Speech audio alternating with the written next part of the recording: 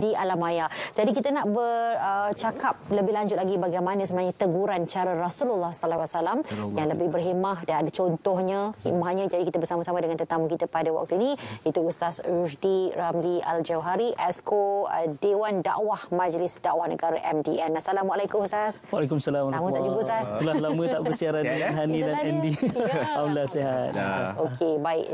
Pertama sekali mungkin kalau kita boleh berikan dapatan awal dan juga pandangan berkaitan dengan dunia media sosial pada hari ini yang macam saya sebut tadi lah, nampak konon-konon nak menegur menasihat tapi akhirnya menjadi hentaman bila ada ramai yang berantakan di media sosial. Jadi silakan. Okey, auzubillahi minasyaitanirrajim. Bismillahirrahmanirrahim. Assalamualaikum warahmatullahi wabarakatuh. Hani dan Andy. Lama betul tak bersiaran kita. Lama. Rasa ada dalam 2 tahun kot tak bersiaran. Betul. Dalam 2 tahun. Alhamdulillah diberikan kesempatan oleh Allah dan terima kasih pada RTM yang beri ruang pada kita untuk membicarakan satu tajuk yang saya rasa kita kena perbaiki. Bukan kita tak tahu, kita dah tahu dah, cuma kita kena perbaiki balik semula. Mungkin terlepas pandang ataupun dah terlupa kan, insya-Allah. Okey. Pertama sekali kalau kita rujuk dalam hadis disebut oleh Ad-Dari, Tamim Ad-Dari menyebutkan bahawa Nabi SAW sabda ad-dinu nasihah, agama itu nasihat. Jadi kalau kita bicara tentang perkataan nasihat dalam hadis ni, yang pertama sekali dia merujuk perkataan nasaha dalam ini adalah ikhlas. Iaitu dalam hadis sambungannya adalah liman, untuk siapa nasihat ni? Lillah, untuk Allah. Jadi bagaimana kita nak menasihati Allah? Tak, maksudnya kita ikhlas beribadah pada Allah, ikhlas melaksanakan semua kewajipan kita pada Allah. Itu maksudnya ad-dinu nasihah. Yang kedua, kalau kita bicara perkataan nasihat itu, dia berasal dari kalimah bahasa Arab nun sadha.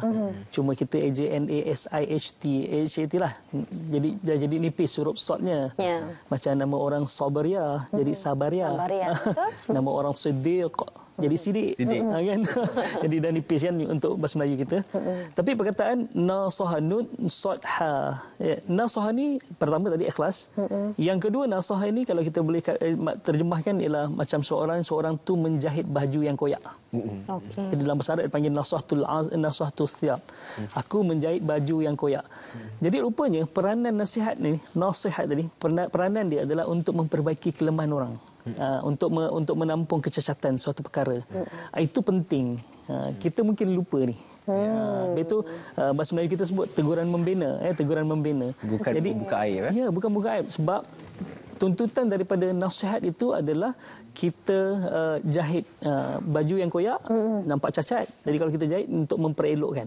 Jadi kalau kita memberi nasihat mestilah dengan niat ikhlas, tadi satu.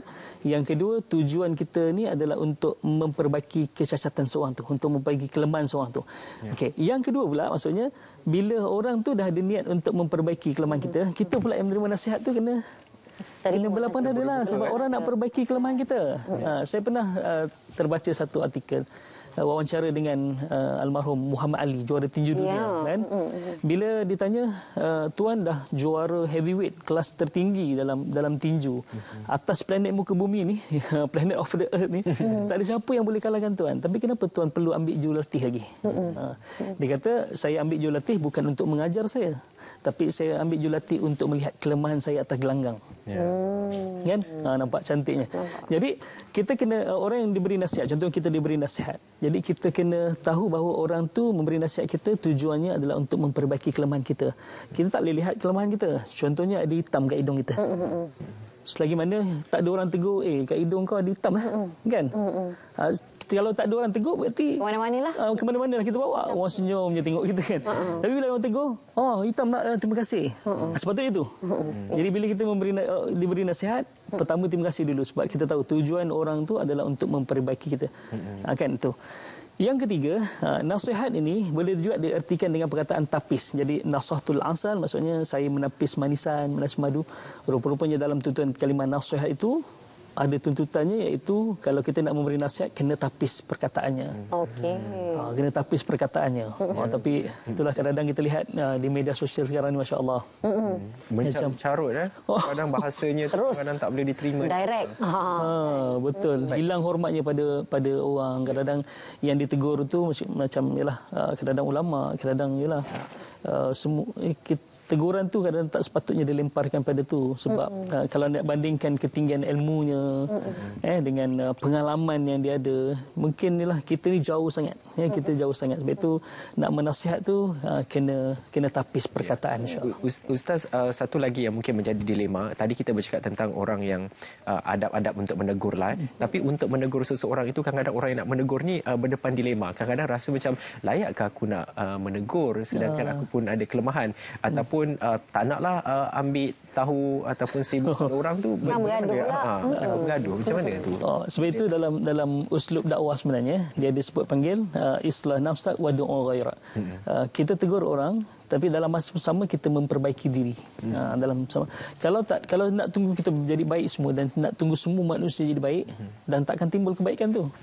Sebab tak ada orang yang memperbaiki orang. Tak ada memperbaiki orang. Kalau kita nak tunggu semua orang jadi baik, barulah boleh menegur orang. Jadi selama-lamanya takkan timbul kebaikan tu. Itu sebenarnya dalam usul dakwah dipanggil islah nafsak, kau perbaiki diri kau, dalam masa yang sama wadu'u ghaira, kau tegur orang lain ataupun kau perbaiki orang lain. Itu sebenarnya. Baik, dan hari ini kita nak belajar macam mana sebenarnya cara Rasulullah SAW menegur seseorang. Jadi kita nak belajar sebab bila orang kata dulu tak ada media sosial, tapi kita boleh adaptasi dalam kehidupan media sosial untuk cara kita menegur.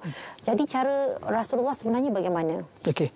Yang pertama sekali, Allahumma salli alaihi wasallam, baginda Rasulullah akan memulakan pada diri dia sendiri dulu. Sebab itu hanya permata boleh potong permata. Kan lagu Ella kan? Maksudnya hanya nyanyi pula Ustaz. Itulah sedap pula suara ni, masya-Allah. Okey, kalau Ustaz nyanyi hujan terus kat sana. Jadi hanya permata boleh potong permata bermaksud hanya hati yang boleh perbaiki hati. Hanya hati yang boleh perbaiki hati. Sebab kalau kita rujuk dalam ayat Allah SWT, kita agak gerun sikit, tapi ini sebenarnya tuntutan kita. Dia sebut bahawa kabura maqtan indallahi an taqulu ma la taf'alun. Besar kemurkaan Allah bagi orang yang cakap tapi dia tak buat. Jadi kita kena buat dulu kan, kemudian kita nasihat orang lain. Jadi pertama sekali kita mulakan dengan diri kita dululah. Kita cermin diri kita dulu, maksudnya kita sendiri yang kena kawal, baru kita nasihat orang lain. Okey. Yang kedua, gunakan bahasa yang paling sesuai.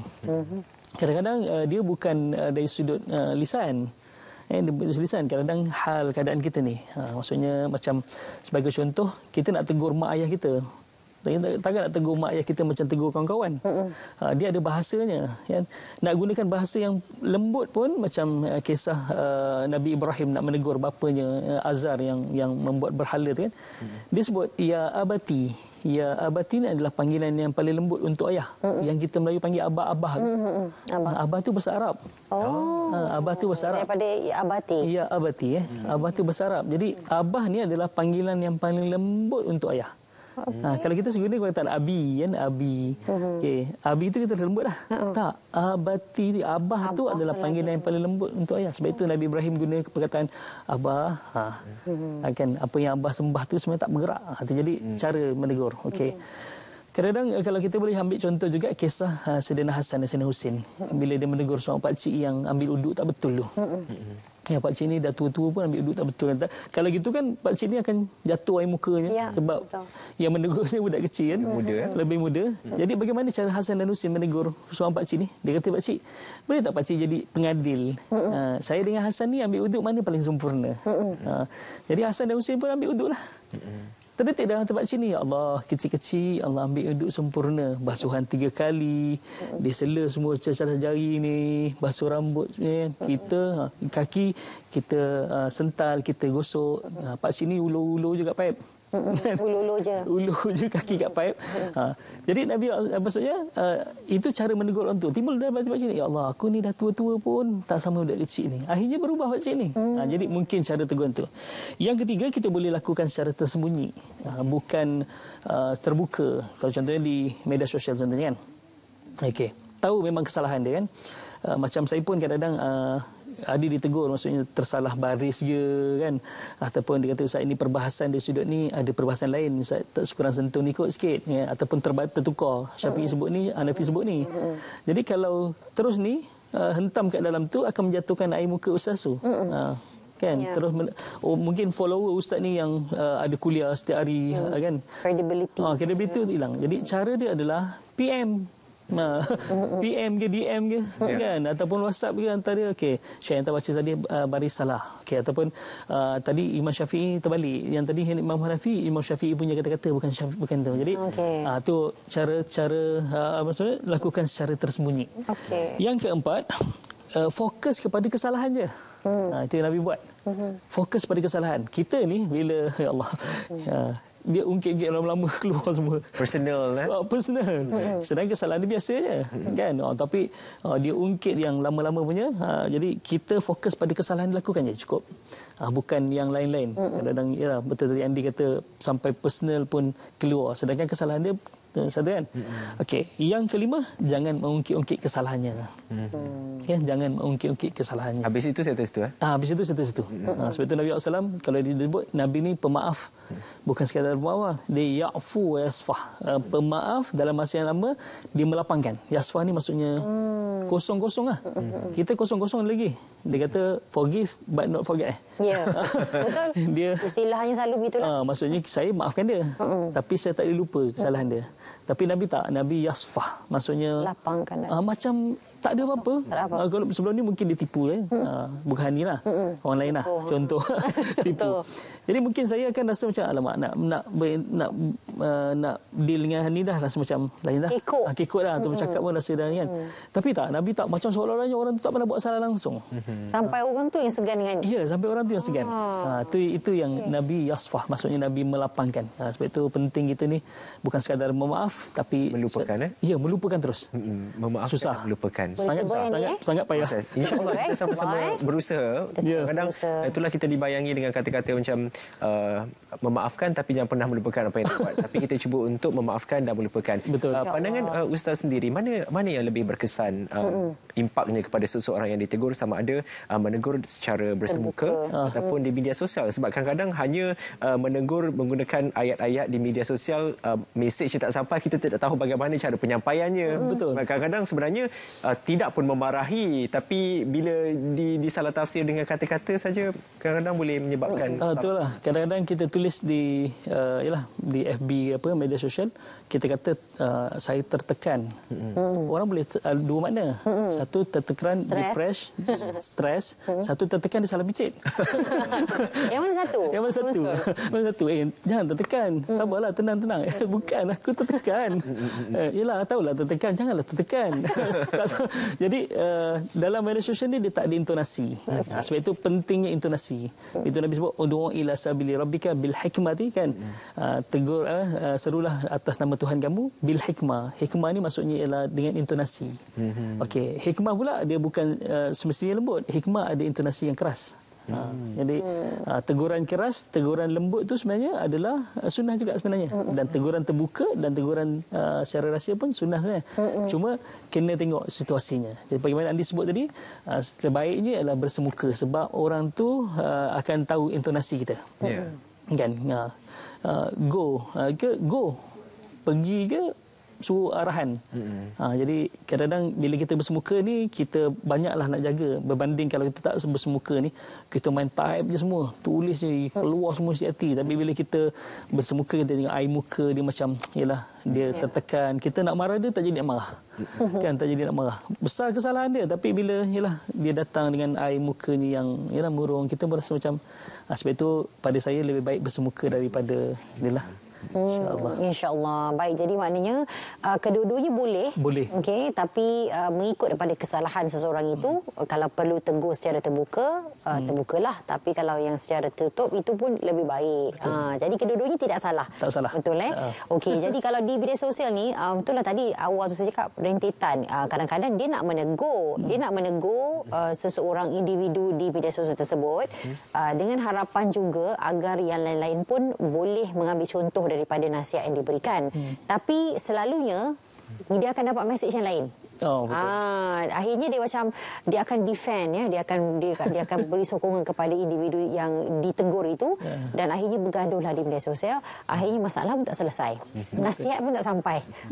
Dia macam mana ni Ustaz? Sebab itu maksud adil di sini adalah kita kena meletakkan sesuatu pada tempatnya. Maksudnya bukan adil tu ialah dalam erti kata yang kita tahu adalah sama rata, tak. Adil ni kita tengok macam mana. sebab itu kalau dalam masalah orang ni memang betul melakukan kesalahan lah. Memang terbukti melakukan kesalahan. Cara kita menegur tu ada caranya. Maksudnya dari sudut yalah. Jadi yang kalau tujuan tadi kata Han ni kita tegur tu untuk pengetahuan orang lain, ya, boleh tegur secara umum, bukan kita jadikan dia sebagai contoh. Subjek ya. Sebagai contoh. Tapi kalau macam Firaun, macam Qarun, macam yang memang jelas dia berbangga dengan dia punya kesalahan dia. Itu yang Nabi kata boleh tegur secara terbuka. Baik. Dia bangga. Dia melakukan kesalahan tu, lepas tu dia bangga pula dengan kesalahan yang dia lakukan. Itu boleh ditegur secara terbuka dan keras. Baik.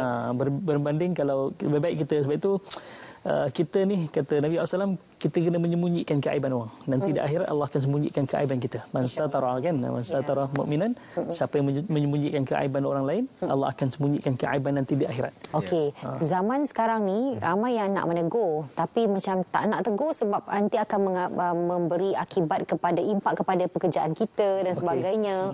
Dalam cara ini macam, adakah kita perlu hanya berdiam diri nak selamatkan situasi ataupun menegakkan kebenaran itu lebih baik? Tapi itulah dia kehidupan. Okey, sebab itu dalam masalah ni memang kalau kita nak ni, dia sampai satu tahap kita kena telan kepahitan tu untuk dapat kemanisan tu. Kita kena telan kepahitan sampai tahap nanti akan timbul kemanisan. Jadi memang kadang-kadang kita akan terkesan tapi cara yang terbaik sebenarnya kita salurkan ke tempat yang baik. Salurkan ke tempatnya.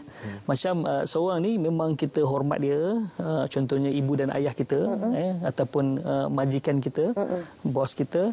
Kalau kita tegur, efek pada kita satu. Yang satu, mungkin mak kita akan keluar kataan, anak derhaka kau ni. Mak kita rasa macam tak tenang, tak boleh tidur kalau anak kita, mak kita dah sebut tu kan. Kita cari orang yang mak kita ataupun bos kita hormat. Okey. Jadi kita minta pada orang yang ibu kita ataupun bos kita hormat, minta dia yang tegur. Minta dia tegur berbanding kita yang tegur. Kadang-kadang ialah orang bawah nak tegur bos ni kadang-kadang susah. Kau siapa? Kau bukan level saya kata. You not my level kata. Kau bukan level saya. Jadi cari orang yang atas kan, salurkan ke atas. Atas jadi macam tu. Kalau macam mak kita datuk kita. Tok mak ni macam ni tok nasihat mak sikit tu. Sebab kalau saya nasihat nanti kan jadi derhaka. Kan macam Nabi SAW, Allahumma salli. Nabi kalau dalam masalah hukum, Nabi tak tegur direct tu ni, Andy. Nabi akan minta para sahabat tegur sahabat yang melakukan kesalahan tu. Sebab apa? Nabi sangat takut kalau sahabat tu dia melawan Nabi. Kalau melawan Nabi, dia jadi derhaka terus. Dosa besar. Boleh mengakibatkan akidah dia kan. Jadi Nabi caranya meminta sahabat untuk menegur sahabat tu. Bukan Nabi yang tegur secara direct tu. Jadi itu cara yang boleh kita buatlah insya-Allah. Baik. Banyak yang kita belajar mengenai adab untuk kita menegur seseorang. Semoga bermanfaat untuk anda supaya selepas ini tidak timbul konflik selepas anda menegur seseorang. Betul. Jadi banyak panduan yang telah diberikan. Kita ucapkan banyak-banyak kepada Ustaz Rusdi Ramli Al-Jauhari, Esko Dewan Dakwah Majlis Dakwah Negara MDN bersama kita pada waktu ini, dan sama-sama kita contohi dan kita cubalah tegur